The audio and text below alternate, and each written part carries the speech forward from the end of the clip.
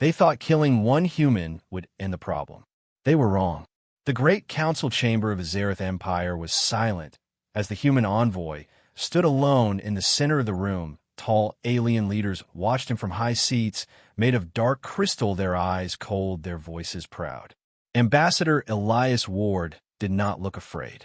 He wore a simple black diplomatic uniform with the symbol of Earth on his chest. He carried no weapon, no guard stood beside him. He had come alone because that was the conditions set by the Zareth Empire.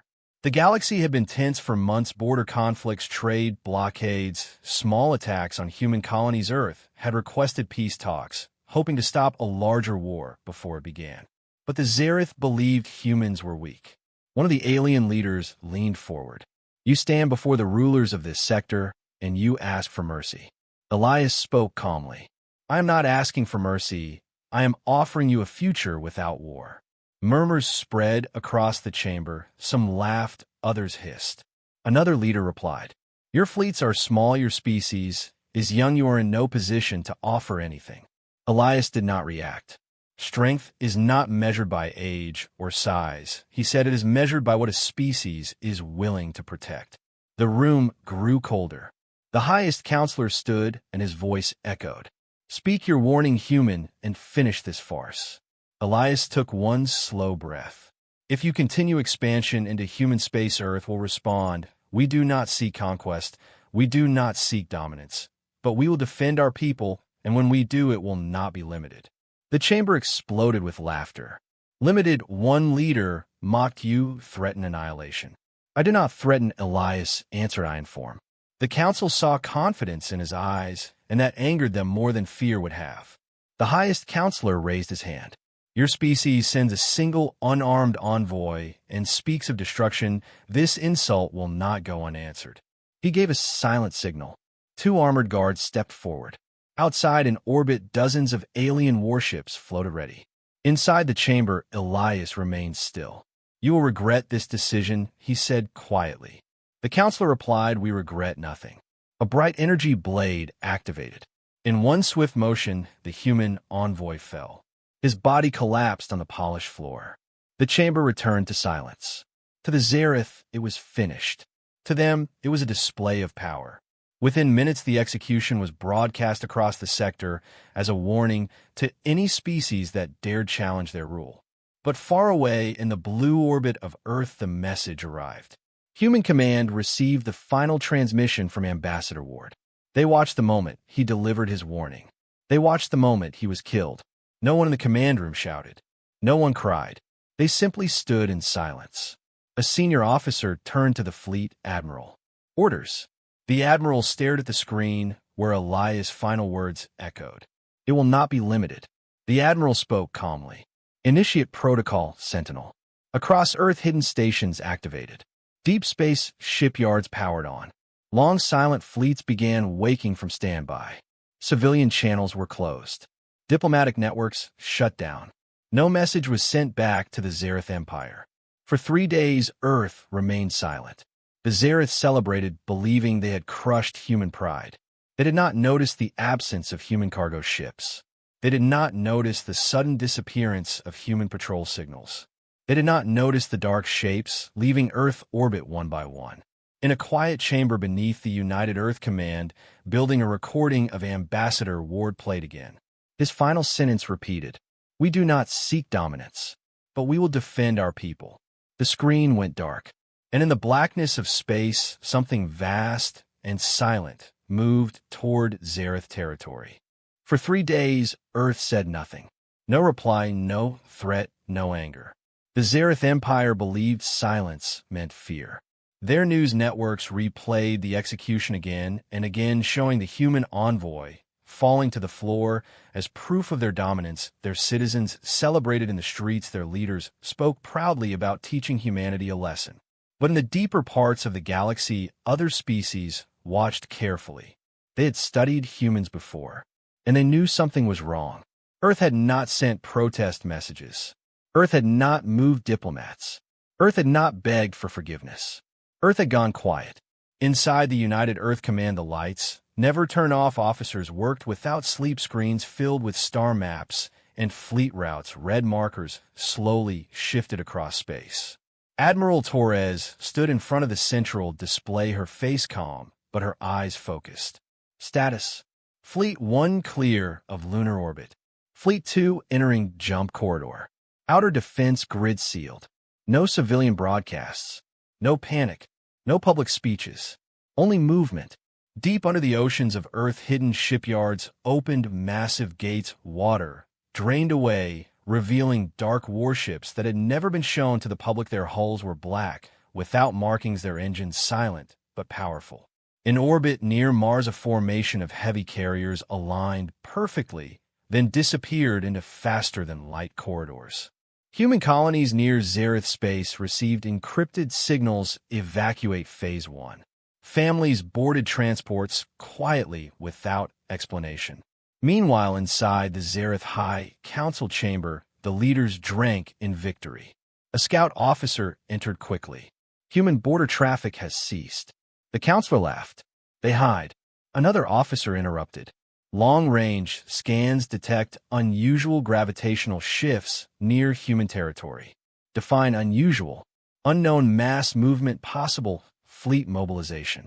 The council dismissed it.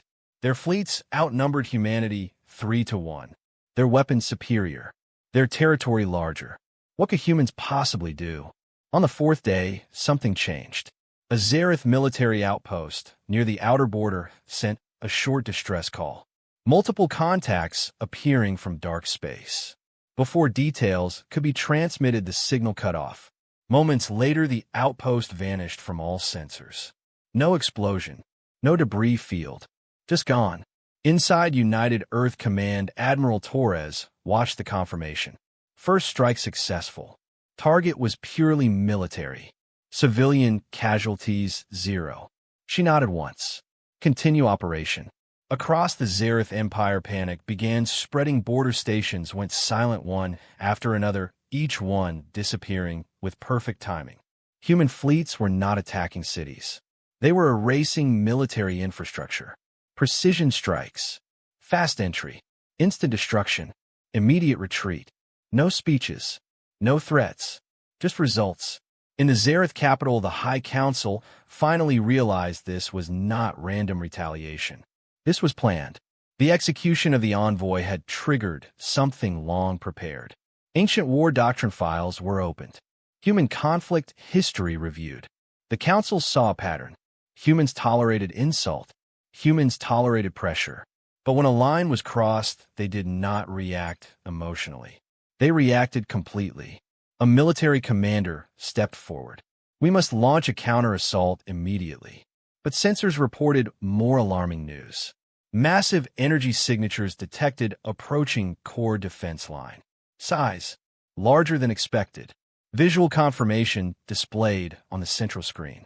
Dark human warships emerging from jump space in perfect formation. Their hulls carried no bright colors. Only the symbol of Earth glowing faintly. Behind them, hundreds more signals followed. The council chamber fell silent. This was not a border skirmish. This was war. Far from the capital, a human flagship moved at the center of the formation. Inside its bridge, officers stood ready, waiting for final authorization. Admiral Torres appeared on screen across every human vessel. Operation Sentinel Phase 2 begins now. No unnecessary destruction. No civilian harm. Disable their ability to wage war. The fleet accelerated. And across the Xerath Empire, warning alarms echoed for the first time. Earth had finally answered. And it was only the beginning. The first explosion was not a warning. It was a message. Deep inside Xerath core territory, the largest military shipyard in their empire floated around a dying star. It was protected by heavy shields, defense platforms, and thousands of warships. No enemy had ever reached this far. Until now.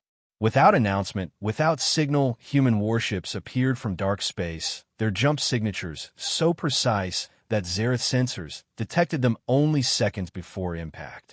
Inside the shipyard control center, alarms screamed, red lights flashed, officers shouted commands, but confusion spread faster than orders. Human vessels did not scatter or panic. They moved in exact formation like a single mind. Target locks confirmed.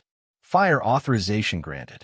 Beams of focused energy cut through shield generators. First, not random strikes, not wild destruction. Every shot had purpose. Outer defense grid collapsed in less than 2 minutes. Xerath commanders ordered counterfire. Heavy plasma cannons launched waves of bright energy into space, but human ships rotated shields in perfect sequence, absorbing minimal damage, then repositioning with calm precision. It felt less like battle and more like execution. Inside the human flagship, Admiral Torres watched the operation unfold. Status: enemy defense capacity dropping below 40%. Civilian sectors untouched. Primary shipyard reactors exposed. She gave one simple order: disable. Human strike cruisers adjusted their aim, targeting power cores and weapon production lines. Explosions erupted across the massive shipyard sections of it, when dark engines of unfinished warships died instantly. Escape pods launched from Xerath vessels, but human targeting systems ignored them. Only military assets were erased. In the Xerath capital, panic began spreading beyond control. Reports flooded in: border fleets destroyed, forward bases, silent communication hubs lost. This was not rage. This was systematic removal. A senior counselor slammed his claws against the chamber floor. Activate the Forbidden Array. The Forbidden Array was a weapon never used, a star-level cannon powered by a miniature artificial singularity. It was designed to erase entire fleets in one shot. Technicians rushed to prepare it deep beneath the capital world. Meanwhile, human fleets advanced deeper. Each strike timed perfectly. Supply lines collapsed, fuel depots destroyed, command relays severed. Xerath forces attempted ambush tactics, but each time humans predicted the maneuver as if they had studied their strategies for years. Which they had. Inside the human flagship, intelligence officers displayed a projection. Xerath are powering a singularity weapon. Estimated completion: less than 1 hour. Admiral Torres remained calm. Expected. Phase 3. Human fleets shifted, suddenly half of them retreating outward at high speed. Xerath commanders saw the movement and laughed. They flee. Charge the array fully. Deep inside the planetary core, the forbidden weapon reached critical energy levels. Space itself began bending around the charging cannon. When a human fleet stopped retreating, something strange happened. Small stealth signatures appeared around the Xerath capital, dozens of them almost invisible.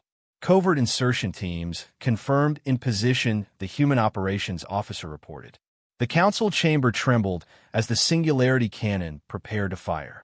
On the main display, human ships reappeared directly in front of the capital world, daring them to shoot. Fire, the counselor screamed. The weapon discharged. A beam of compressed gravity tore through space toward the human fleet. But seconds before impact, internal explosions erupted inside the cannon core. The beam destabilized, collapsing inward instead of outward. A shockwave rippled across the planet's sky, darkening as power grids failed. Human stealth ships had infiltrated and sabotaged the weapon from within. Across Xerath territory, fear replaced pride. Their ultimate defense destroyed before it even fired. Inside the flagship, Admiral Torres watched the collapsing energy readings. Singularity array neutralized. Enemy fleet morale collapsing. She gave another quiet command. Continue advance. But in deep space far beyond the Xerath Empire, long-range sensors picked up a new signal. An unknown fleet moving toward the conflict zone. Older, larger, not aligned with either side. Something had awakened, and it was coming.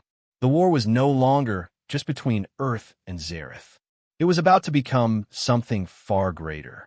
The Envoy knew he would die. Long before he stepped into the Xerath Council chamber, Ambassador Elias Ward had recorded a private message sealed under highest security clearance. Inside United Earth Command, that message was finally unlocked. His calm face appeared on the screen. If you're watching this, it means diplomacy has failed, he said. He explained that the Xerath Empire had been preparing expansion for years. He had seen the signs during negotiations. He knew they would test humanity, and he knew they might choose violence. His death was not unexpected. It was calculated. Embedded in his final speech to the council had been coded phrases, subtle words, placed carefully to activate dormant protocols back on Earth. The moment his execution signal was confirmed, Operation Sentinel advanced to full engagement status. Humanity had prepared for this long ago. Inside the Xerath capital, chaos ruled. Power grids flickered, fleets scattered, communication between sectors unstable. Their forbidden weapon destroyed from within. Their outer defenses erased. But the greatest shock had not yet arrived. Deep space sensors across both empires detected the unknown fleet drawing closer. Unlike human or Xerath designs, these ships were massive, angular, ancient. Their hulls carried markings not seen for thousands of years. Records from archived galactic history surfaced. The Valar Dominion, a lost empire believed destroyed in ancient wars. They were known not for conquest, but for harvesting weakened civilizations. They watched conflicts, then consumed what remained. Inside United Earth Command, tension grew. Analysis suggests Valar fleet will target whichever side emerges weaker. Admiral Torres studied the map. Xerath military capacity now below 40%. Human fleet losses minimal. She understood the danger. If the Valar arrived now, they would see two damaged empires and strike both. Open channel to Xerath leadership, she ordered. In the shattered council chamber, a communication beam appeared projecting the image of Admiral Torres. The same chamber where Elias Ward had died. The surviving counselors hissed in anger. "You dare contact us?" She answered calmly. "Your execution of our envoy started this war, but something worse is coming." She transmitted visual data of the approaching Valar fleet. Silence filled the chamber. Even the proud Xerath leaders felt unease. "You expect alliance after what we did?" one counselor asked. "No," she replied, "I expect survival instinct." While debate raged inside the capital, human fleets changed formation, shifting from assault patterns to defensive arcs around key star systems. Xerath commanders noticed and grew confused. Why protect territory they are conquering? Because humanity was not fighting for territory. They were fighting to remove threat. And a greater threat had just appeared. The Valar fleet entered the outer conflict zone without communication, their ships dwarfing even the largest human carriers, energy readings far beyond known limits. Without warning, they fired. Their opening strike targeted both human and Xerath ships indiscriminately. Several damaged Xerath cruisers were vaporized instantly. Human vessels took heavy shield impact but maintained formation. Inside the flagship, tension rose. Enemy technology surpasses projections. Admiral Torres spoke clearly. New directive. Temporary truce with Xerath confirmed. Combined defensive grid. For the first time in history, human and Xerath fleets aligned side by side, weapons pointed toward the same enemy. Inside the Xerath chamber, the highest surviving counselor watched the battlefield feed. The human envoy had warned them. "We do not seek dominance, but we will defend our people." Now humanity was defending more than their own. The Valar Armada advanced relentlessly, their numbers endless, their power overwhelming. But they had miscalculated one thing. They expected two broken empires. Instead, they faced a united defense forged in fire. And the real war was only beginning. The Valar did not slow down.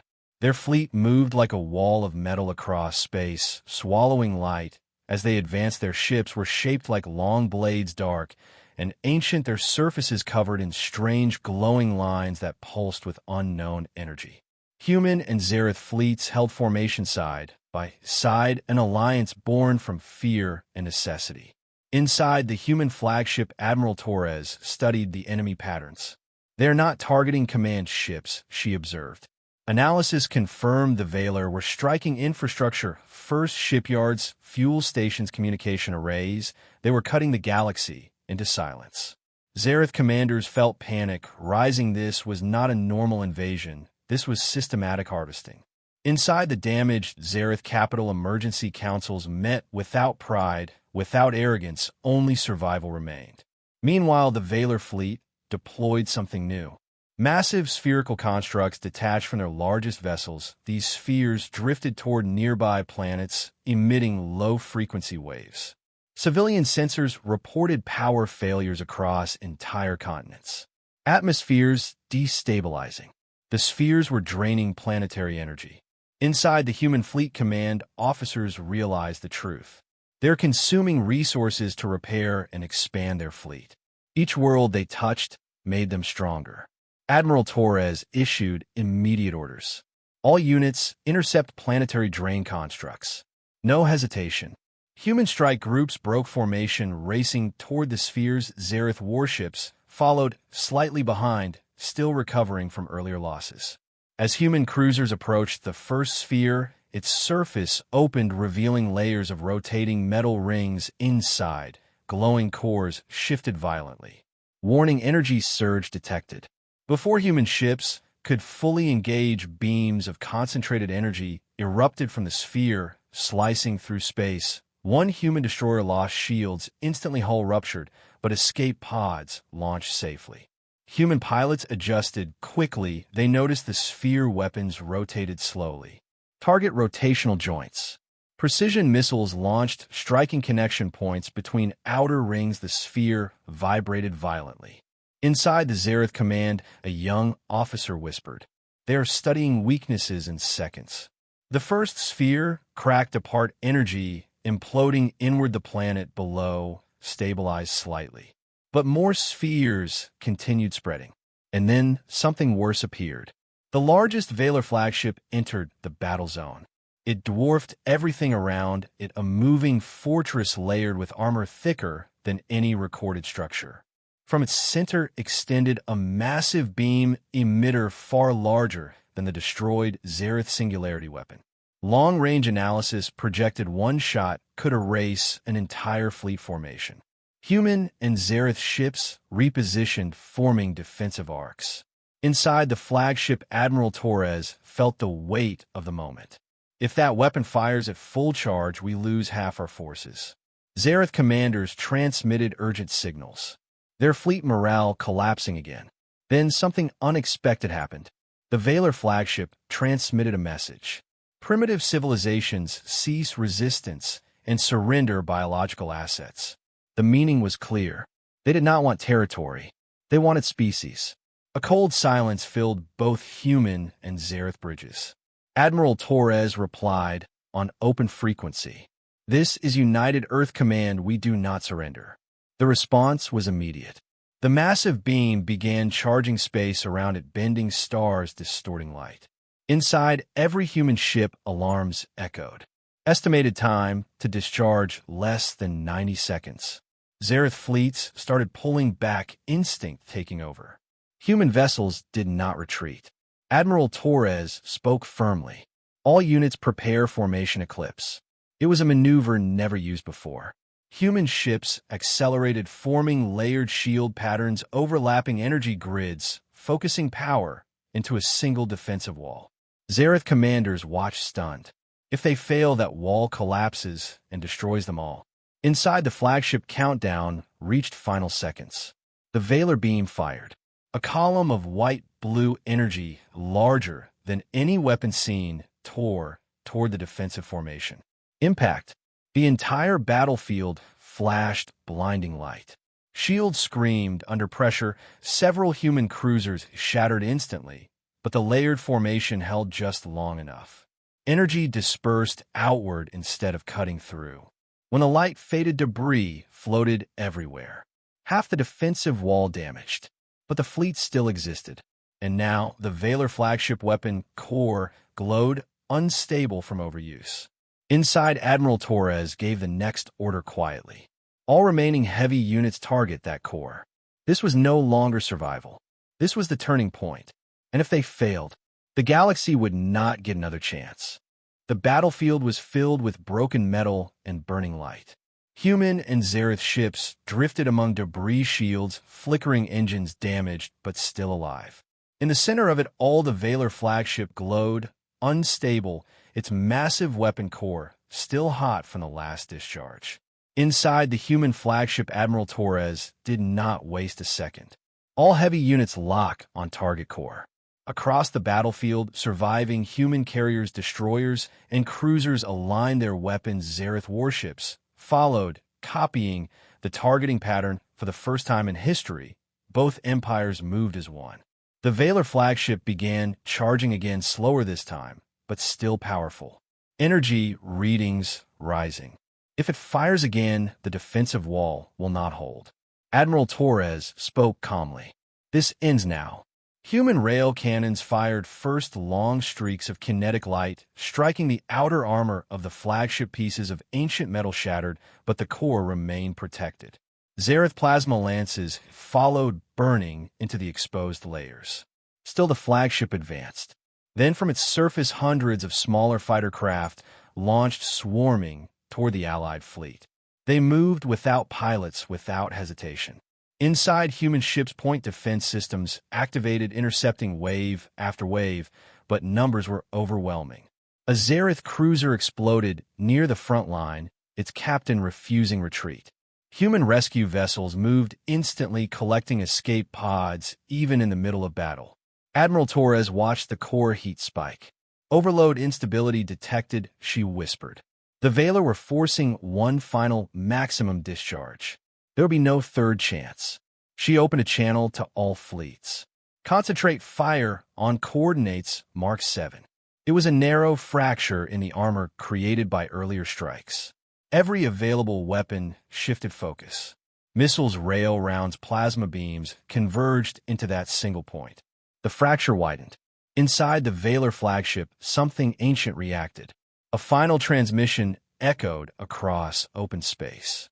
Biological resistance exceeds projection. Adaptation required. But adaptation needed time, and humanity gave none. A final human heavy carrier moved forward alone, ignoring direct fire, its shields collapsing under impact, but holding just enough. It released its full payload directly into the exposed fracture. For a heartbeat, nothing happened. Then the flagship core shattered. A violent burst of light expanded outward, tearing through the massive structure.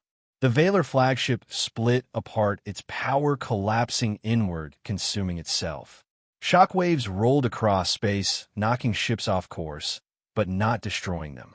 When the light faded, the largest threat in the galaxy was gone.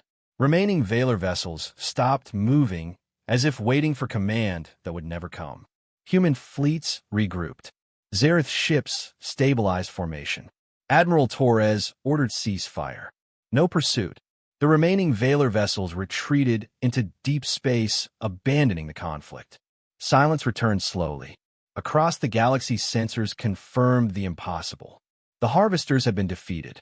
Inside the Zareth Council chamber, surviving leaders watched the battle recordings in disbelief. They had executed a peaceful envoy, believing humans were weak. That single act had started a chain of events. Their empire damaged, their arrogance shattered, but their species alive. A transmission from Admiral Torres appeared before them. This war began with a warning ignored. She said, "We will not seek your destruction, but understand this Earth does not threaten lightly." The council bowed their heads, not in submission, but in understanding. Human fleets did not occupy territory. They did not demand tribute. They returned to defensive positions around shared systems. In the United Earth Command Hall, a final recording of Ambassador Elias Ward played once more. "We do not seek dominance, but we will defend our people." His warning had marked the start of annihilation, not of civilizations, but of arrogance. And across the stars, a new balance formed. The galaxy would remember. They killed Earth Envoy, and humanity answered not with rage, but with unstoppable resolve.